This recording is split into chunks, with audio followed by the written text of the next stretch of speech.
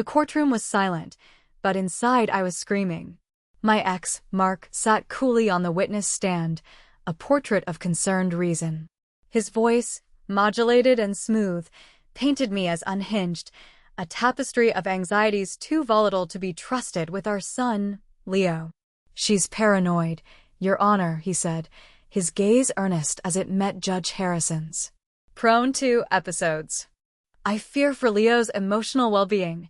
Each word was a perfectly aimed dart, finding its mark in the softest parts of my composure. I sat ramrod straight at the petitioner's table, my hands clenched so tightly in my lap that my knuckles were white. My lawyer, Ms. Albright, had advised me to remain impassive, but how could I when my world was being systematically dismantled by such plausible lies? I could feel the weight of doubt in the room, a suffocating blanket. Mark, in his impeccably tailored suit, looked every bit the stable, successful parent. I, in my slightly too big blazer borrowed from a friend, probably looked exactly as he described, frayed, on the edge. The air was thick with unspoken judgments. I risked a glance towards the side of the room, where Leo, my precious 6-year-old, sat beside Mrs. Davies, a gentle-faced court aide. He was small on the wooden bench, his little legs dangling, not quite reaching the floor. A tablet rested on his lap, a brightly colored drawing program open on its screen, but his crayons were still. His gaze, wide and unnervingly perceptive, was fixed on Mark. He wasn't coloring. He was listening. The sight of him, so small and quiet in the sterile, adult battlefield, sent a fresh wave of despair through me. This was all for him, and yet he was being forced to witness its ugliest moments. My breath hitched. Inside, the scream was a raw, tearing thing, a desperate plea for someone, anyone, to see the truth beneath Mark's polished facade. Mark continued, his voice laced with feigned regret. "There was an incident last May 14th, I believe. I went to pick Leo up, and Sarah, she was convinced I was trying to take him permanently. She became hysterical. May 14th. The date echoed in the sterile courtroom, and a memory, sharp and unwelcome, rose to the surface. It wasn't a pickup. It was a day Mark wasn't even supposed to have Leo. I remembered standing in the cramped hallway of our small apartment, the smell of the blueberry muffins Leo and I had baked still faintly in the air. The cheap, off-white paint on the walls seemed to close in on me as Mark stood in the doorway, his presence too large, too demanding. "You can't just show up, Mark," I'd said, my voice trembling despite my efforts to keep it steady. Leo was in his room, building a Lego tower, the quiet clicks and snaps a fragile soundtrack to the tension brewing. "I'm his father, Sarah. I have a right to see him." His tone was deceptively mild, but his eyes held that familiar glint, the one that always preceded a storm. "We have an agreement. A schedule. You know that." I clutched the doorframe, a flimsy barrier against his encroaching will. My heart was hammering, a frantic bird trapped in my ribs. This was how it always started. A small deviation, a boundary pushed, and then the slow, deliberate erosion of my resolve. Schedules can be flexible, Sarah. Or are you going to be difficult? You know, you get so worked up. It's not good for Leo to see you like that. There it was. The subtle insinuation, the planting of a seed of doubt about my stability. I remember taking a deep breath, the kind my therapist, Dr. Evans, had taught me. "Visualize a calm place," she'd said. I visualized Leo's face, his bright, trusting smile. "Leo is busy right now, Mark. We have plans. You can see him on your scheduled day." His smile didn't reach his eyes. "Right. Your plans. Don't be paranoid, Sarah.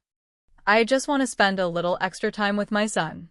He'd pushed past me then, just a little, enough to enter the apartment, his cologne, a scent I once loved, now cloying and invasive. Leo had come out of his room then, his eyes wide. "Daddy?" Mark's face had transformed instantly into one of paternal warmth. "Hey, buddy. Just came to surprise you. Star." I'd seen the confusion in Leo's eyes, the way he glanced between us. And I'd felt that familiar, crushing weight of helplessness. How do you fight someone who so expertly twists every situation to their advantage? Star. Back in the courtroom, Mark was concluding his anecdote about May 14th. She locked herself in the bathroom with Leo, Your Honor. Refused to come out. I had to call my sister to try and reason with her. It's this kind of erratic behavior that concerns me deeply. My sister-in-law, Claire, Mark's staunchest ally. Of course, he'd called her. She'd arrived, full of sympathetic looks for Mark and concerned, pitying ones for me, further cementing his narrative. I'd locked the bathroom door because Mark had started yelling, his voice escalating, and Leo had pressed himself against my leg, his small body trembling. My only thought had been to protect Leo, to create a safe space, however small. But in Mark's retelling, it was another example of my instability. I looked down at my hands, at the faint, almost invisible scar on my left thumb from a chipped teacup, a remnant from a happier time, a time before Mark's affection had curdled into control. The small apartment we'd made a home in after the separation felt like a sanctuary most days, but it was also a constant reminder of how much we'd lost, how much I was fighting to protect. I'd painted Leo's room a cheerful sky blue, with glow-in-the-dark stars on the ceiling. We had a strict routine: dinner at 6, bath time with his flotilla of plastic dinosaurs, then 2 books before bed. His favorite was the one about the brave little stegosaurus. I'd read it so many times, the cover was soft and worn. These were the anchors of our life, the small rituals of stability I clung to, for his sake and for mine. My therapy sessions with Dr. Evans were my lifeline. "You're not imagining it, Sarah," she'd say, her voice calm and steady in the face of my often tearful recounting of Mark's latest maneuver. "His behavior is a pattern of coercive control." Hearing it named helped, but it didn't stop the fear that gnawed at me, the fear that he was too clever, too convincing. He was gaining ground. I could feel it. Teachers at Leo's school, who once greeted me with warm smiles, now had a hesitant, watchful air. Mark had made sure to have quiet words with them, expressing his concerns about my emotional state and its potential impact on Leo. He'd spin tales to mutual acquaintances, carefully curated narratives where he was the patient, long-suffering ex, and I was the source of all conflict. His stories were always so clean, so plausible. My truth, messy and emotional, often sounded like the ramblings he accused me of. The worst part was the creeping self-doubt. Was I overreacting? Was I too sensitive? His voice had a way of seeping into my thoughts, a poisonous whisper. "You're so emotional, Sarah. You always blow things out of proportion. No wonder we didn't work out, you're impossible to live with." Star. Through it all, Leo watched. He was a quiet child, but his eyes missed nothing. I'd see him sometimes, sitting with his drawing pad, his small brow furrowed in concentration, sketching not dinosaurs or superheroes, but scenes that made my heart ache. A small figure standing between 2 larger, arguing figures. Or a single, large eye, watching. He'd often slip his small hand into mine when he sensed my distress, his touch a silent offering of comfort that was almost unbearable in its sweetness. He'd seen Mark's anger, heard the raised voices, felt the oppressive tension that filled a room when his father was near. He understood far more than we, the adults, gave him credit for. One evening, a few weeks before the hearing, I'd been particularly distraught. Mark had sent another email, full of accusations and veiled threats, CCING his lawyer. I'd been sitting at our small kitchen table, my head in my hands, the glow of the laptop screen harsh in the dim light. Leo had patted in, his favorite worn teddy bear, Barnaby, tucked under one arm. He hadn't said anything, just climbed onto my lap and wrapped his arms around my neck. His soft cheek pressed against mine. "It's okay, Mommy," he'd whispered, his breath smelling faintly of toothpaste. Barnaby says you're the bestest. The memory brought a fresh stab of pain, a fierce, protective love that warred with the overwhelming despair. He deserved so much better than this ugly, protracted battle. He deserved peace. Miss Albright placed a gentle hand on my arm, a silent anchor. We'll get our turn, Sarah, she whispered, her voice low but firm. I nodded, trying to draw strength from her composure, but the room still felt like it was tilting. Mark's lawyer, Mr. Henderson, a man with a perpetually smug expression, asked his client, "And you believe, Mr. Hayes, that you can offer Leo a more stable and predictable environment?" "Absolutely," Mark said, without a flicker of hesitation. "My home is calm. My work schedule is regular. I can provide the consistency he needs, free from emotional outbursts." The words hung in the air, damning and absolute. I closed my eyes for a moment, fighting back tears. How could I prove what happened behind closed doors? How could I make them see the man I knew, the one who could switch from charm to menace in the blink of an eye, the one whose control was a suffocating, invisible web? My gaze drifted back to Leo. He was no longer looking at Mark. His head was bent over the tablet, his small fingers tapping at the screen. Mrs. Davies, the court aide, leaned in, murmuring something to him. Leo nodded, then looked up, his eyes finding mine across the courtroom. He gave me a small, almost imperceptible nod. A strange feeling flickered within me, a tiny spark of something.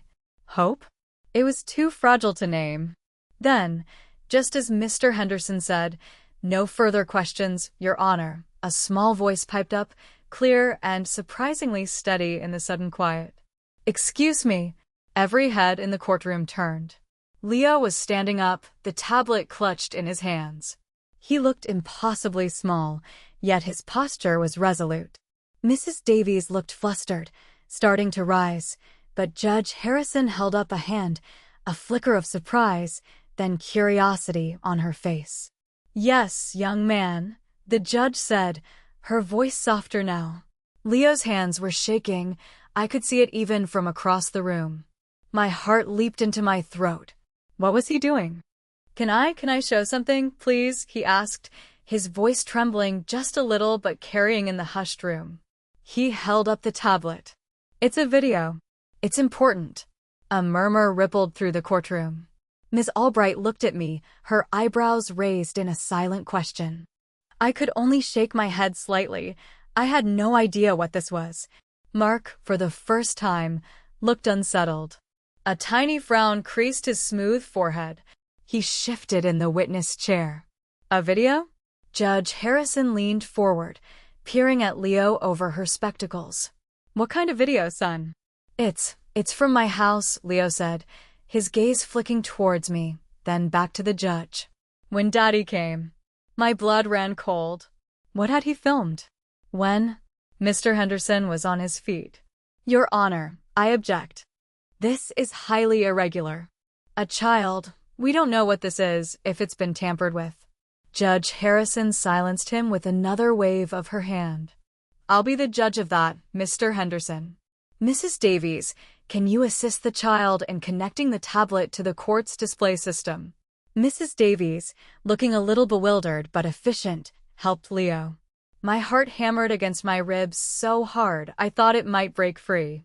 I watched, transfixed, as the image from Leo's tablet flickered onto the large screen mounted on the courtroom wall, the screen that had, moments before, seemed like another instrument of my humiliation. The video started. The quality was a little shaky, the angle low, as if filmed by someone small hiding behind a piece of furniture. It was our living room. I recognized the worn armchair, the bookshelf overflowing with Leo's books. And then I saw myself standing near the window, my back mostly to the camera. Mark was there too, his voice not calm and reasonable as it was in court, but sharp, edged with anger. Asterisk, "You always do this, Sarah. You twist everything." Asterisk, Mark's voice on the video was louder, more aggressive than I'd ever dared describe. He was pacing, his gestures sharp and dismissive. Mark, please, my voice, quiet, pleading. Leo is just in his room. Don't shout.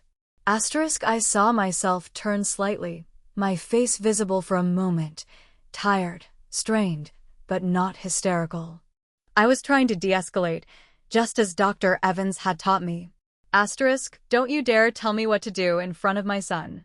Mark spat, taking a step towards me. I flinched, a small, almost imperceptible movement, but the camera caught it. You're trying to turn him against me, poisoning his mind with your neurotic nonsense. Star. The mark on the screen was a stark contrast to the composed man on the witness stand. This was the Mark I knew, the one whose moods could turn on a dime, whose anger simmered just beneath the surface. Then, the camera panned slightly, and I saw a sliver of Leo's bedroom door, slightly ajar. He must have been filming from there. My brave, observant boy. The video continued for another minute, showing Mark berating me, his voice rising, while I remained largely silent, occasionally murmuring, "Please, Mark, not in front of Leo, or let's discuss this later." It showed me trying to walk away, and Mark blocking my path, his face close to mine, his expression menacing. It wasn't physical violence, not in a way that left bruises, but it was undeniably aggressive, intimidating. It was the truth, raw and unvarnished. The final moments of the video showed me sinking onto the sofa after Mark finally stormed out, slamming the apartment door so hard a picture frame on the wall rattled. I put my head in my hands, my shoulders shaking.